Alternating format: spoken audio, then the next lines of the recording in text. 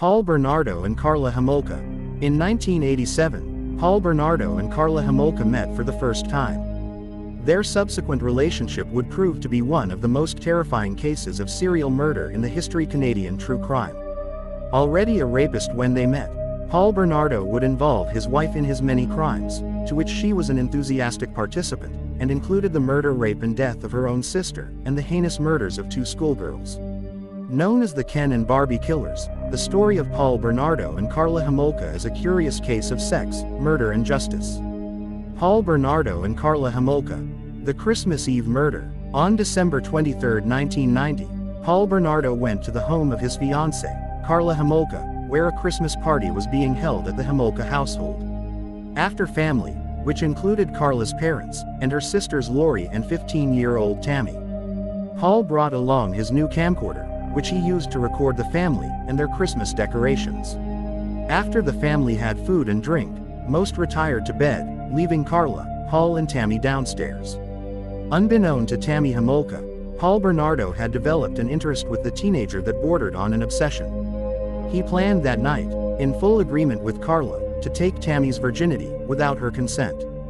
The young girl was offered, laced with anesthetic agent halothane, an animal tranquilizer, that her sister had previously stolen from the St. Catherine's veterinarian clinic where she worked. Paul administered the drug to Tammy's rum and eggnog cocktail, which took effect swiftly and she was soon unconscious. The couple undressed the young girl, and as Karla applied a halothane-soaked cloth to her sister's nose and mouth, she looked at Bernardo lovingly. According to her later testimony, she had wanted to give Tammy's virginity to Bernardo for Christmas, after he grew disappointed that he was not Karla's first sexual partner. Paul had rationalized the situation by telling Karla that, therefore, from his point of view, it was her responsibility to make it possible for Paul to take the virginity of Karla's pretty younger sister Tammy without her knowledge or consent.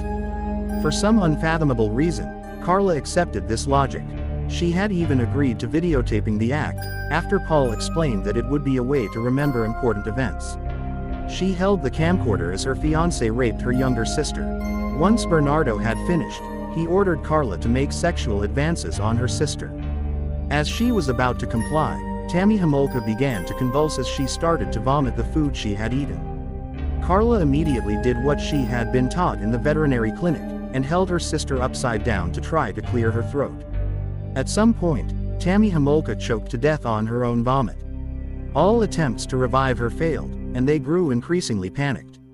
However, before they decided to call an ambulance, they hid any evidence of what had transpired, dressed the young girl and did the laundry. This all occurred while Mr. and Mrs. Homolka slept. Their only knowledge that something had happened was when the ambulance pulled up to the front of the house. Tammy Homolka was taken to St. Catherine's General Hospital, where she was pronounced dead without having regained consciousness. It all seemed like a tragic accident. The only mystery was the chemical burn on her face. As far as everybody knew, the whole affair had been a tragic accident, with Tammy accidentally choking on her own vomit. Karla Homolka did not disclose what actually happened, and Bernardo told police he had unsuccessfully tried to revive the young girl, and her death was ruled an accident. What the Homolka family, or the police knew, was that Paul Bernardo was a sexual predator, and in Karla Homolka, he had a willing accomplice in his crimes. Paul Bernardo and Karla Homolka, lethal union. It was in October 1987 when Paul Bernardo met the girl of his dreams, pretty, blonde Karla Homolka. In Bernardo, Karla found everything she had been looking for in a man. He was a handsome, sophisticated professional accountant with money. He was well liked by her family, and he appeared courteous and charming. Almost immediately, they became sexually obsessed with one another. Homolka had found the Ken to her Barbie, and unlike Bernardo's previous girlfriends, Karla Homolka became a willing participant in his sexual fantasies, many of which were perverse and extreme, sometimes involving violence and forced sexual acts. By the time Paul went to college at the University of Toronto, his sexual fantasies had developed a dark side. Forceful anal sex was his preferred means of pleasure. Submissive women were what he sought. He had a terrible temper and enjoyed humiliating women publicly. He began beating up the women he dated. Paul Bernardo and Karla Homolka, during the early years of their relationship. By the time he met Karla Homolka, Bernardo's girlfriends, fed up of being tied up and beaten, were ready to dump him. In Karla, he found a sexual partner who encouraged his sadistic sexual behavior. According to Stephen Williams, Karla, handcuffed, on her knees and begging for him, was scratching an itch. Paul asked her what she would think if he was a rapist. She would think it was cool. Their love deepened. He started raping women in earnest. Unbeknown to Karla, her boyfriend had already started raping women the previous year, and by late 1987, a series of rapes were carried out in the Toronto suburb in which he lived. This serial sex offender, dubbed by police as the Scarborough Rapist, had a regular pattern in which he would wait for his victim to get off a bus, before grabbing her from behind. Pulled to the ground, he forced anal sex and fellatio on her, all the while talking before letting her go. Over the course of 2 years, Paul Bernardo had committed as many as 11 sexual assaults as the Scarborough Rapist, as well as an unknown number prior to this. A 7-month hiatus occurred, before several more rapes happened in 1988. During the subsequent police investigation, physical evidence was collected from victims, along with witness statements that helped develop a composite sketch of the suspect. Although it was decided to share that drawing with other police forces in the region, it was not shown to the public for a long time, a decision that became controversial. All the while Paul Bernardo was carrying out his sexual crimes, his girlfriend Karla Homolka knew exactly what he was doing, and even actively encouraged him. One victim spoken to by police recalled seeing a woman with the rapist with what appeared to be a video camera in her hand. The police discounted this memory, chalking it up to hysteria on the part of the woman who was raped. Paul Bernardo and Karla Homolka, the Scarborough Rapist. The investigation into the rapes carried out by the Scarborough Rapist were undertaken by detectives and officer of Toronto's Metropolitan Police. One of those who was deeply involved in the hunt for the perpetrator was Detective Constable Steve Irwin, who looked through all the witness statements, and came to the conclusion they were looking for a single suspect. Stephen Williams points out in his book that serial rapists are fairly rare in the annals of true crime. They are invariably acting out some kind of strange, private fantasy, so the details of their crimes are distinctive. In the earlier assaults, the women had all just left buses, they were accosted from behind, the guy had been rough but he did not really rape them. He had fondled them sexually, penetrating the last one with his fingers, the descriptions of a well-groomed young man who had good teeth and did not smell bad. The rapist talked all the time he was assaulting his victims, and he wanted to hear certain, specific things. All of the attacks had occurred within a short radius of Scarborough's Guildwood village, and just before Christmas, 1987, one of the victims of the rapist gave a very specific description of her attacker. She said he was around 6 feet tall, good-looking, clean-shaven and had no visible tattoos. This description helped develop an uncanny likeness of Paul Bernardo. However, the sketch was not published by police. One of Bernardo's previous girlfriends, Jennifer, had complained to police several times about Paul and the degrading and brutal rape, physical abuse and threats to do her further harm. After speaking with his ex-partner, it became apparent to some detectives that there were certain coincidences that connected Bernardo to the rapes. The rapist reportedly drove a white Capri, as did Paul Bernardo. He also lived in close proximity to where the rapes took place. Although a report was filed, no further action was taken. Paul Bernardo and Karla Homolka, around the time he was committing rapes as the Scarborough Rapist. On May 27, 1990, years after the rapes first began, police decided to release the composite sketch of the Scarborough Rapist to the public. The victim had all agreed to the likeness was as close to what their attacker looked like. Coupled with the sketch was a reward of $150,000, which initiated a flurry of tips. By this time, Bernardo had quit his position as a junior accountant at Price Waterhouse and was living entirely on income he made from smuggling cigarettes with his friends across the U.S.-Canadian border. However, when his former colleagues at the accounting firm saw the newspaper sketch, they were astonished at how much it resembled Paul Bernardo. An employee of Paul's bank contacted police and reported that Bernardo shared many facial similarities with the sketch. However, at this point in time, the police were inundated with similar calls, and so this tip, along with many others, was not followed up on. It would prove a devastating misstep by the investigation. Meanwhile, all of the physical evidence gathered from the rape victims was centralized by Detective Steve Irwin under one individual, Kim Johnston, in the forensic laboratory. From the available semen samples, Johnston was able to determine that the rapist was a non-secretor and his blood type factors, which put him in 12.8% of the male population. After a number of Bernardo's acquaintances contacted police to report him as a possible suspect in the case, Irwin paid Bernardo a visit. According to Irwin, Paul Bernardo did not appear as the kind of person who would carry out a campaign of serial rape. Despite this, he took samples of blood, saliva and hair from Paul anyway. The sketch of the Scarborough Rapist, which bore an uncanny likeness to Paul Bernardo. Those samples, along with others from 230 additional suspects, were handed to Kim Johnston, who determined after tests that only 5 of the 230 samples fit the blood factors of the rapist. Among those 5 was Paul Bernardo. His sample was resubmitted for additional testing in April of 1992. However, by this time, the Scarborough Rapist had inexplicably ended his attacks, which resulted in the case no longer having the urgency and priorities that it had 2 years earlier when the attacks were happening. The samples of the Scarborough Rapist, including those of Paul Bernardo, went back into storage. Paul Bernardo and Karla Homolka, schoolgirl murders. By 1990, Paul Bernardo was spending an increasing amount of time with the Homolka family, having quit his position and focusing solely on smuggling cigarettes. He was well liked by the Homolkas, who were unaware of his criminal activities, and he was welcomed with open arms when he and Karla became engaged. It was around this time that Bernardo grew increasingly obsessed with Karla's younger sister Tammy. He often showed her special attention, and even demanded that Karla pretend to be Tammy during sex. He took to peering into her window and entering her room while she slept to masturbate. Karla seemingly accepted this fixation with her younger sibling, and even went so far as to break the window in Tammy's bedroom, allowing her fiancé easier access. In September 1990, Karla agreed to allow Paul to rape Tammy, after his displeasure with his fiancé for having previous sex partners. Paul wanted to deflower the young Tammy, and Karla acquiesced. She procured a bottle of halothane from the veterinary clinic where she worked, which would later be used to sedate Tammy while the two raped her.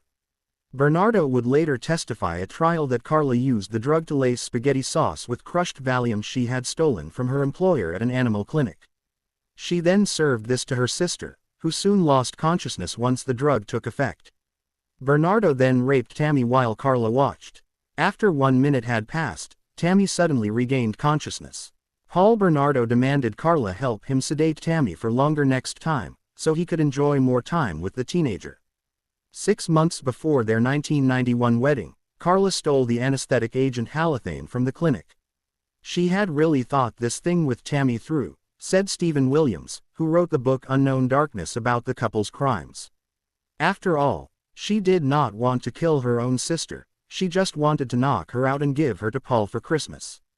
They sedated animals before they put them to sleep for surgery, so it should be all right to do it to her sister. There was some risk without the proper equipment. She would have to put the halothane on a cloth and hold it over Tammy's face, but she would make sure Tammy had plenty of air and check her breathing regularly.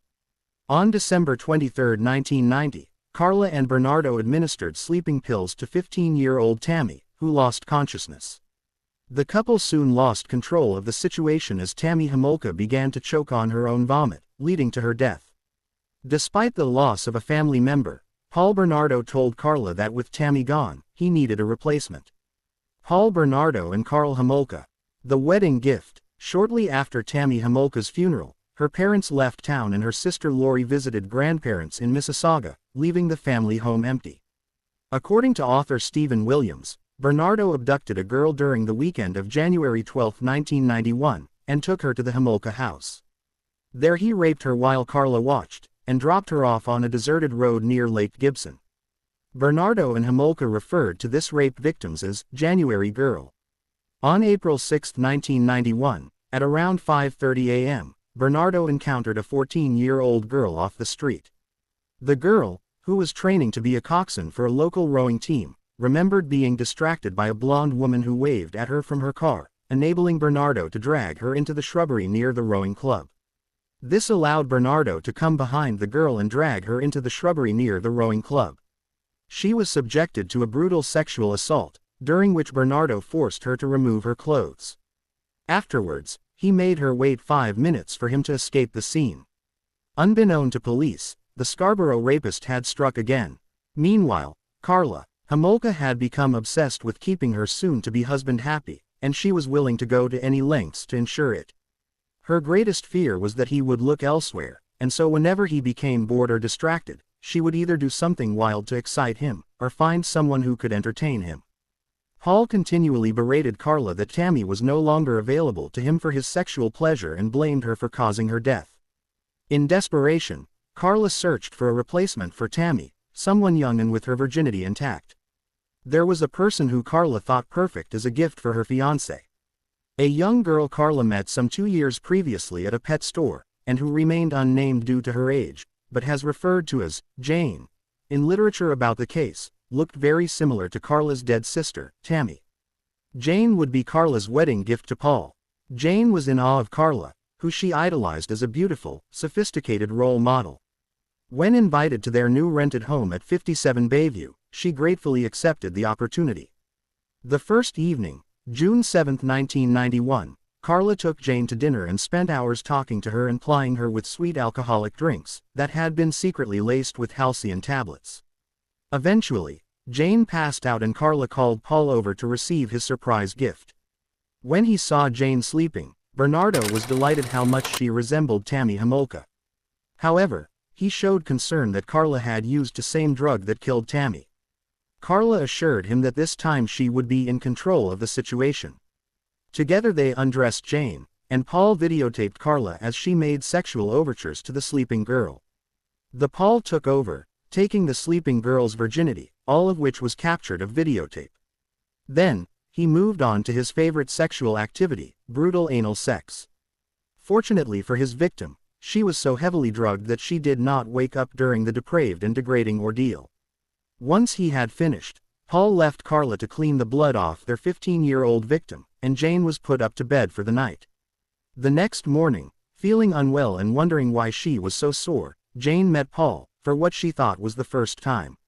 She had no idea that she had been a sex toy given to Bernardo by his wife.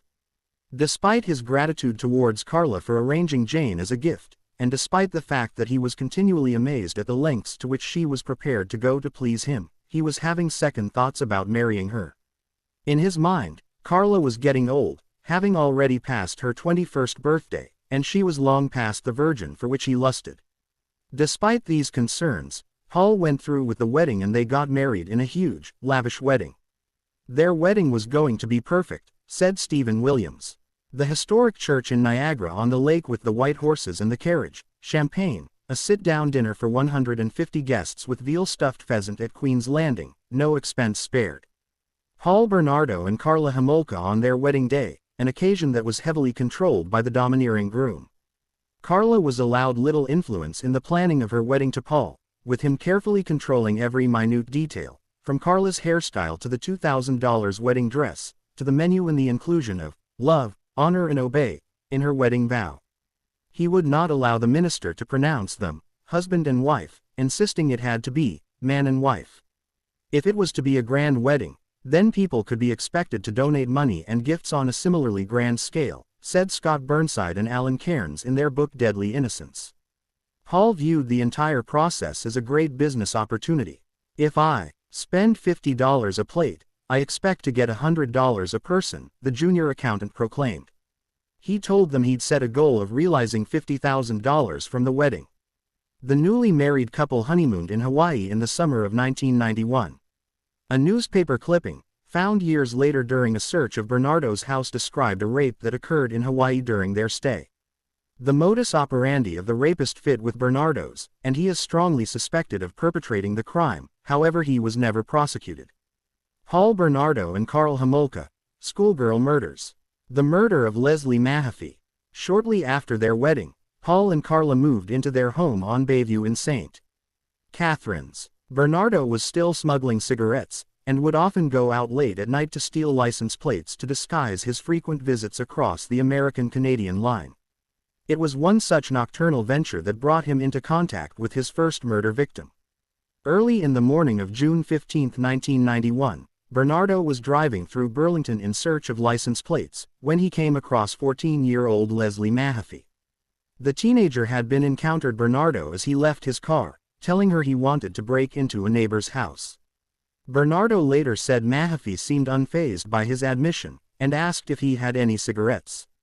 Bernardo led her to his car, pulled out a knife and threatened her to stay quiet. Blindfolded, she was forced into his car and driven to Port Dalhousie. It was a series of unfortunate events that led to Leslie Mahaffy ending up in the clutches of Paul Bernardo. A troubled youngster, Mahaffy was headstrong and independent, which often led to her ignoring her curfews. She would engage in promiscuous sex, often skipped school and even began shoplifting. Her parents responded by getting tough on Leslie when she broke the rules. On Friday, June 14, 1991, Leslie went out with friends for the evening and stayed out well past her curfew. At around 2 a.m., she found herself locked out of the family home. She called a girlfriend to ask if she could stay the night there, but the girlfriend didn't think her mother would allow it at such a late hour. Leslie said that she was going back home to wake up her parents. When she arrived home, she attempted to get inside the house without waking anyone up. In what was the worst possible luck imaginable, she encountered Paul Bernardo. Leslie Mahaffy, the first murder committed by Paul Bernardo and Karla Homolka. When they arrived at Bernardo's house, Mahaffy, still blindfolded, was stripped naked, and while Karla slept, he began to videotape the 14-year-old. When Karla woke, she was angry that Paul had used their best champagne glasses to entertain his new toy. She soon came around to the idea, and started to behave as the submissive and obedient wife he demanded. Paul gave her elaborate instructions on how to make love to Leslie. On the camcorder footage later found by detectives and shown at the trial, Bernardo could be heard giving Karla instructions, almost as though he was directing an important film. Every detail had to be perfect for the videotape he was making. Once Karla had finished the prelude, Paul began enacting his own particular type of sex play. He liked it rough, and while his wife held the camera, he performed brute-force anal penetration which caused Leslie Mahaffy to scream in pain. While they carried out this torture, songs by David Bowie and Bob Marley played in the background. At one point Bernardo said, "You're doing a good job, Leslie, a damned good job," adding, "The next 2 hours are going to determine what I do to you. Right now, you're scoring perfect."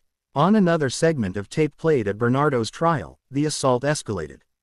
Mahaffy cried out in pain, and begged Bernardo to stop.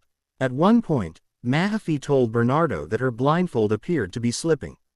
She knew that if she saw her attackers' faces, that they might not let her go alive if she could identify them. The next day, according to Bernardo, Karla administered a lethal dose of halcyon. In her own testimony, Karla claimed Bernardo strangled Mahaffy. The body was placed in their basement the day before Homolka's family had dinner at the house. Once the dinner party ended, and their guest went home, Bernardo and Homolka decided to dismember Mahaffy's body and encase the remains in concrete. Bernardo purchased a dozen bags of cement at a hardware store the following day. The receipts kept would prove damning evidence at his later trial. After Bernardo cut apart the body using his grandfather's circular saw, the couple made a number of trips to Lake Gibson, where they dumped the cement blocks in Lake Gibson. One of the blocks weighed as much as 200 pounds, and proved impossible to sink. It lay near the shore, where it was found on June 29, 1991, coincidentally on Bernardo and Homolka's wedding day. Mahaffy's orthodontic appliance was instrumental in identifying her. On the evening June 29, 1991, one of the concrete blocks was discovered by a man and his wife were canoeing on Lake Gibson. When they inspected the object, they saw what they thought were pieces of animal's flesh encased within. When the man later went back to the spot and, with the help of a fisherman, pulled out the concrete block and looked at it closely, they realized it was the calf and foot of a young woman. When police arrived on the scene, a further 5 concrete blocks were found to have been dumped there in the shallow water, and all contained human remains. Police theorized that whoever was responsible for dumping the body parts in Lake Gibson was likely not familiar with the area, or they would have disposed of the concrete blocks over the bridge where the deep water may have kept them from being discovered. Not long afterwards, the torso of a young woman was found in the water. The medical examiner believed the body parts that had been found in the concrete block had been cut from the victim's torso with a power saw. It did not take long for police to identify the body, after Leslie's distinctive braces provided the clues to her identification. Paul Bernardo and Karla Homolka. The search for a sex slave. The murder of Leslie Mahaffy had set in motion an obsessive need in Paul Bernardo, a desire for the perfect sex slave, a young girl, who would submit to him twisted sexual fantasies. While Karla continued to search for a suitable replacement for the dead Tammy and Leslie, Bernardo began stalking a fresh victim. On July 28, 1991, he followed 21-year-old Sydney Kristen, after he saw her while driving home from work. After several days he resumed his stalking, however this time she noticed she was being followed. Kristen stopped at her boyfriend's house just prior to his arrival, and after spotting Bernardo, the boyfriend gave chase. Following him, Kirsten's boyfriend came across Bernardo's gold Nissan, and took note of the license plate. The couple reported the incident to the Niagara Regional Police (NRP), which discovered that the car belonged to Paul Bernardo. An NRP officer paid a visit Bernardo's house, and saw the car parked in the driveway, but did not pursue the matter. Neither was an official police report submitted. Paul Bernardo and Karla Homolka, who regularly invited young girls to their home, where they were drugged and abused. Despondent at his lack of entertainment, Paul became prone to fits of depressive rage. Karla, ever the dutiful wife, requested Jane visit them. However, Jane would not prove a sufficiently subservient slave for Bernardo. She upset the couple when she refused to allow Paul to have sex with her, believing herself to still be a virgin. She made it clear that oral sex was as far as she was prepared to go. Then she confided in her riding instructor about Paul and his demands, and in turn, the instructor told Jane's mother. This meant there would be even less opportunity for Paul and Karla to enjoy their depraved time with Jane. However, one night in August 1991 things got out of hand again with the halothane and Jane vomited and stopped breathing for a while. The couple panicked, and Homolka called 911, however when they managed to resuscitate the young girl, the ambulance was recalled. This latest close call caused Paul to become annoyed with his wife. He questioned whether she was competent enough to use the halothane. In turn, Karla grew despondent, and was desperate to reclaim the romance in their marriage. She managed to coax another girl into their depraved sex acts, but when she moved back to Youngstown, Ohio, the Paul Bernardo was once again without the entertainment he craved. This always created tensions in their marriage, and Karla found it unbearable that she could not please her husband. On November 30, 1991, Terry Anderson disappeared. Described as a pretty and vivacious 14-year-old, Anderson's body was found 6 months later in the water at Port Dalhousie. It was reported that the medical examiner found no signs of foul play. In turn, the coroner ruled that her death was by drowning, probably as a result of drinking beer and taking LSD. Considering the circumstances of Leslie Mahaffy's death, with her body found in water, the coroner's ruling was controversial. Despite the similarities, it has never been determined if Terry Anderson was another victim of the Bernardos.